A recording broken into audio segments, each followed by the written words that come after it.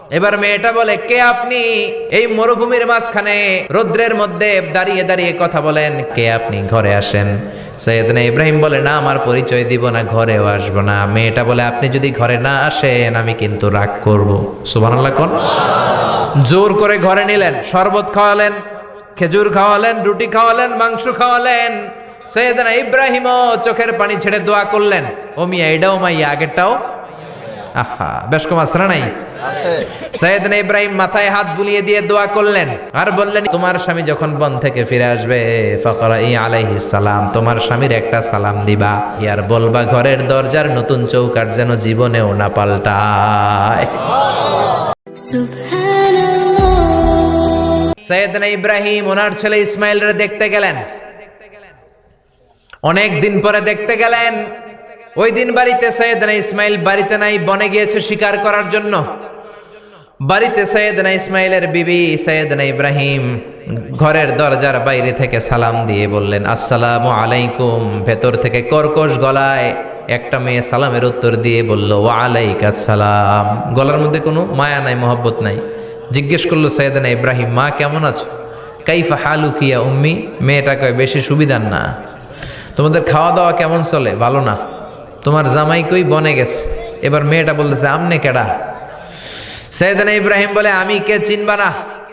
ইদা জাআ যাওজুকা মিনাল গাবা, স্বামী যখন বন থেকে ফিরবে ফাকরাই আলাইহিস সালাম, তোমার স্বামীর একটা সালাম দিবা। ওয়া মুরিহি আইগাইরা আতাবাতা বাবিহি, আর বলবা ঘরের দরজার চৌকাঠটা যেন তোমার স্বামী পাল্টে দেয়। এই কথা বলে বুখারীর বর্ণনা। কিসের হাদিস? বুখারীর হাদিস। ইব্রাহিম চলে গেলেন। ইসমাইল আসার পরে বিবি বলতে আরম্ভ করছে, দুপুরবেলা একটা বুড়া আইছিল। বুড়া কে আইছিল? সৈয়দনা ইসমাইল বলে, কোন বুড়া আসছে? কি বলছে? বিবি বলে, আপনারে সালাম বলছে। ওয়ালাইকুমুস সালাম। আর কি বলেছে? আর বলছে ঘরের দরজার চৌকাঠ যেন আপনি পাল্টে ফেলেন। এই কথা বলার পরে সৈয়দনা ইসমাইল চিৎকার দিয়ে বলে, ও কি করলি তুই? নিজের কপাল পুড়লি, নিজের কপালে নিজে কুড়াল মারলি। অমিয়া, চোর বোঝে চোরের সিগনাল, পুলিশ বোঝে পুলিশের সিগনাল, নবী বোঝে নবীর সিগনাল। ঠিক কিনা? সৈয়দনা ইব্রাহিম যা বলছে ইসমাইল আলাইহিস সালাম ধরে ফেলছে। ডেকে বললে, এটা বুড়া না, এটা তোর শ্বশুর। এইটা আমার বাবা ইব্রাহিম খলিল। আমার বাবা যা বলেছে, সিগন্যালটা তো গ্রিন সিগন্যাল না, এটা তো রেড সিগন্যাল। এটা তো বিপদ সংকেত। আমার বাবা যা বলেছে এর মানে হলো তোরে যেন আমি তালাক দেই। Get out, get out. I divorced you, তোরে তালাক দিয়ে দিলাম। বাবার খুশির জন্য তালাক দিয়ে দিস। আপনার আব্বাও যদি আপনার বউরে এমনি তালাক দিয়ে ফেলতে বলে, দিবেন নাকি? আবার দিয়া ফেলেন, দিয়েন না, মুসিবত আছে। আপনার বাবাও বাবা, সৈয়দনা ইসমাইলের বাবা, ইব্রাহিমও বাবা। ঠিক কিনা? সৈয়দনা ইব্রাহিম মন গড়া কথা বলতেন না, আকাশ থেকে ওহী আসলে বলতেন। এই জন্য আপনার বাবা যদি বলে বউরে তালাক দিয়েন না, খবরদার। বাবারেও বুঝাইবেন, বউরেও বুঝাইবেন, ঘরে সংলাপ করবেন, সমঝোতা করবেন। আমাকে দুই নেত্রী সংলাপ করে না তো কি হয়েছে, আমরা সংলাপ করব। ঠিক কিনা? ঘরে ঘরে আমরা সংলাপ শুরু করব। মিলাই দিবেন, হ্যাঁ, বুঝাই দিবেন, বাবারও বুঝাবেন, বউরেও বুঝাবেন। তালাক দেওয়ার ইসলামী যে সিস্টেম, এটাকেও মেনটেন করলে পৃথিবীতে কোনো তালাকই থাকবে না। ডিভোর্স রেট একেবারে কমে যাবে। এখন ঘরে ঘরে তালাক। ঠিক কিনা? তালাক দেওয়ার সিস্টেম হচ্ছে পঞ্চম স্টেপে যে তালাক, পঞ্চম ধাপে। প্রথম ধাপ হচ্ছে ফাইদুহুন্না। বউর সাথে ঝগড়া হইলে ফাইদুহুন্না, বউরে কক্সবাজার বেড়াইতে নিয়ে যাও, বসুন্ধরায় শপিং করে দিবা, নানিরে লইয়া ঘুরতে যাবেন, যমুনা ফিউচার পার্কে নানিরে বেনারসি শাড়ি কিনা দিবেন, কসমেটিক্সের বক্স কিনা দিবেন। এই জন্য বললো ফাইদুহুন্না। বেপরদায় চললে ওয়াজ করবেন, নসিহত করবেন। এই জন্য বউয়ের সাথে যদি ঝগড়া হয় তালাক না, ইসলাম প্রথমে বলছে ফাইদুহুন্না, ওয়াজ করেন, বুঝান, ঘুরতে নিয়ে যান, শাড়ি কিনে দেন। এতেও যদি লাভ না হয়, ওয়াহজুরুহুন্না ফিল মাদাজি, বিছানা আলাদা করেন। বউ থাকবে এক ঘরে, আপনি থাকবেন আরেক ঘরে। হয়তো এই বিচ্ছেদের কারণে ভুল বোঝাবুঝি ভেঙে যাবে, স্ত্রী ফিরে আসবে। ঠিক কিনা? এতেও কাজ হয় না। তারপরে আল্লাহ বললেন ওয়াদ্রিবুহুন্না, এবার একটু শাসন করেন। ঘুরতে নিলেন, কাজ হয় না। শাড়ি কিনা দিলেন, কাজ হয় না। রোম আলাদা করলেন, এরপরও কাজ হয় না। এরপর ওয়াদ্রিবুহুন্না, শাসন করেন। অনেকে এটার অর্থ করে বউরে পিটাও না, পিটানো না। বিশ্বনবী কোনোদিন বউয়ের গায়ে হাত দেয় নাই। ঠিক কিনা? এই অদ্রিবুহুন্নার শাব্দিক অর্থ হলো পিটাও, কিন্তু পারিভাষিক অর্থ হলো স্ত্রীকে একটু শাসন করো।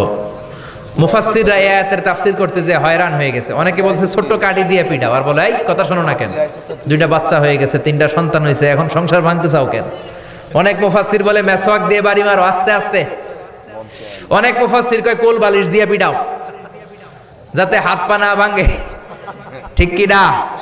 ওয়াদরিবুহুন্না, শাসন করো, শাসনও যখন কাজ হয় না, তারপরে আল্লাহ বললেন ফাবাআসু হাকামাম মিন আহলিহি হাকামাম মিন আহলিহা, উভয় পক্ষের মুরব্বীরা বসবে, মিলায় দেওয়ার চেষ্টা করবে, এতও কাজ হয় না, 4টা স্টেপ শেষ, 5ম স্টেপে তালাক। তাও রাগের ছোট যে আমরা বলে দিই 3 তালাক 22 তালাক, এভাবে না। তালাক 2 ধরনের, তালাক আর সুন্নি, তালাক আল বেদঈ। একটা সুন্নতি তালাক আর একটা বেদাতি তালাক। বেদাতি তালাক দেয়া যাবে না, সুন্নতি তালাক দিবেন। মানে প্রতি মাসে একটা, আপনার বউয়ের যখন মাসিক হয় না, যখন পিরিয়ড হয় না, আপনার বউ যখন সুস্থ আছে, ক্লিন আছে, তখন এক তালাক। 1 মাসের মধ্যে ফিরে আনার সুযোগ আছে না নাই? 1 মাস পরে দিবেন দ্বিতীয় তালাক, 2য় মাসেও ফিরে আনার সুযোগ আছে না নাই? ঘরে রাখবেন, হয়তো বিবিরে দেখে আপনার মনে ভালোবাসা জমবে, বিবির মন নরম হয়ে যাবে, বিবিকে ফিরে আনা যাবে। 3য় মাসে 3 তালাক যখন দিবেন, আর ফিরে আনার সুযোগ নাই। এটাকে বলে আত-তালাক আল বাঈন আল বাইনুনা। এরপরে আর ফিরে আনার সুযোগ নাই। এই প্রসিডিউরগুলো যদি মেনটেন করেন, তালাক হবে? তালাক হওয়ার সুযোগ আছে? এজন্য এগুলো মেনটেন করে তালাক দিবেন, ডিভোর্স রেট কমে যাবে। ওমরে ফারুকের জামানায় এক লোক তার স্ত্রীকে 100 তালাক দিছে। কয় তালাক? এরকম ডাকাত বাংলাদেশও আছে না নাই? 100 তালাক দিছে। এখন ওয়াইফ যে ওমরে ফারুককে বিচার দিছে, ওমরে ফারুক বললো তোমার হাজবেন্ডকে ডেকে আনো। ডেকে আনা হলো, কিরে কয় তালাক দিছস? কয় 100 তালাক। দিবি 3 তালাক, 100 তালাক দিছস কেন? কয় মেজাজ গরম আছিল। ওমরে ফারুক বলে ঠিক আছে, বিচার হলো 3 তালাকে তোর বউ তালাক, বাকি 97 তালাক এখন তোর পিঠে পড়বে। সুবহানাল্লাহ পড়েন। এরকম যদি মাইট দেওয়া যেত জায়গা মতো, সব তালাক বন্ধ হয়ে যেত। চিল্লায় বলেন ঠিক কি না? এজন্য আপনার বাবা যদি বলে ও বাবা তোর বউরে তালাক দে, তালাক দিবেন না, বুঝাবেন, বাবারেও বুঝান, বউরেও বুঝান, বরকত দিবে কে? সাইয়েদনা ইব্রাহিম বললেন ঘরের দরজার চৌকাঠ পাল্টে ফেলো। মনে আছে ঘটনা? না ভুলে গেছেন বোধহয়?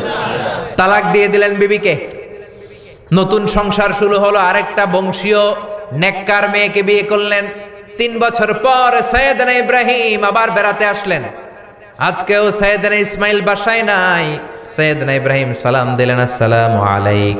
এবার জাদুমাখা কণ্ঠে, কুকিল কণ্ঠে, মোলায়েম কণ্ঠের একটা মেয়ে ঘরের ভেতর থেকে বলে ওয়ালাইকুমুস সালাম। ওয়ালাইকুমুস সালাম।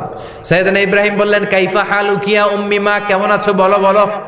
মেয়েটা বলে আলহামদুলিল্লাহি আলা কুল্লি হাল, সব অবস্থায় আলহামদুলিল্লাহ। সুবহানাল্লাহ পড়েন। সংসার কেমন চলে? কয় খুব ভালো। খাওয়া দাওয়ার অবস্থা কি? কয় আরো ভালো। এবার মেয়েটা বলে কে আপনি? এই মরুভূমির মাঝখানে রৌদ্রের মধ্যে দাঁড়িয়ে দাঁড়িয়ে কথা বলেন, কেউ তো কোনোদিন আমাদের খোঁজ নিতে আসে না, কে আপনি? ঘরে আসেন। সাইয়েদনা ইব্রাহিম বলে না, আমার পরিচয় দিব না, ঘরেও আসবো না। মেয়েটা বলে আপনি যদি ঘরে না আসেন আমি কিন্তু রাগ করব। সুবহানাল্লাহ কোন। জোর করে ঘরে নিলেন, শরবত খাওয়ালেন, খেজুর খাওয়ালেন, রুটি খাওয়ালেন, মাংস খাওয়ালেন। সাইয়েদনা ইব্রাহিমও চোখের পানি ছেড়ে দোয়া করলেন, ও মিয়া এটাও মাইয়া আগেরটাও। আহা, বেশ কম আছে না নাই? সাইয়েদনা ইব্রাহিম মাথায় হাত বুলিয়ে দিয়ে দোয়া করলেন আর বললেন ইযা জাআ যাওজুকা মিনাল গাবা, তোমার স্বামী যখন বন থেকে ফিরে আসবে, ফাকরাই আলাইহিস সালাম, তোমার স্বামীর একটা সালাম দিবা।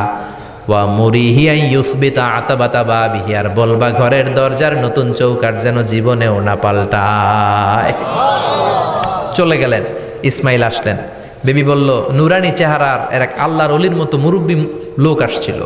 মুরব্বী আসছে শুনে ইসমাইল তো ভয় পেয়ে গেলেন, কিরে আগে তো একটা ঘটনা ঘটছে, ঠিক কিনা? কেমন আচরণ করেছিস বল। বিবি বলে আপনি ভয় পাবেন না, আমি খুব ভালো আচরণ করেছি, আপ্যায়ন করেছি। তিনিও খুশি হয়ে আমার মাথায় হাত বুলিয়ে দোয়া করে দিয়েছেন আর বলেছেন ঘরের দরজার নতুন চৌকাঠ যেন জীবনেও আপনি না পাল্টান। সুবহানাল্লাহ। সাইয়েদনা ইসমাইল বিবিকে জড়িয়ে ধরলেন। বিবিকে জড়িয়ে ধরে বললেন ও বিবি, তুই তো পরীক্ষায় গোল্ডেন এ প্লাস।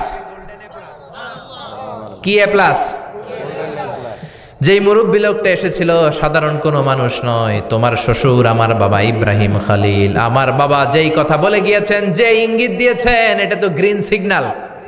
আমার বাবা বলেছেন তোমার যেন কোনোদিন তালাক না দেই, তোমার যেন ছেড়ে না দেই। এই যে তোমার হাতটা দুনিয়ার বুকে ধরলাম, জান্নাতে যেন তোমার হাত ধরে এই দুজনে জান্নাতে ঢুকে যায়। এজন্য বাবা মায়ের দোয়ার দরকার আছে না নাই? মায়ের দোয়ার চেয়ে বড় দোয়া আছে নাকি? জোরে বলেন।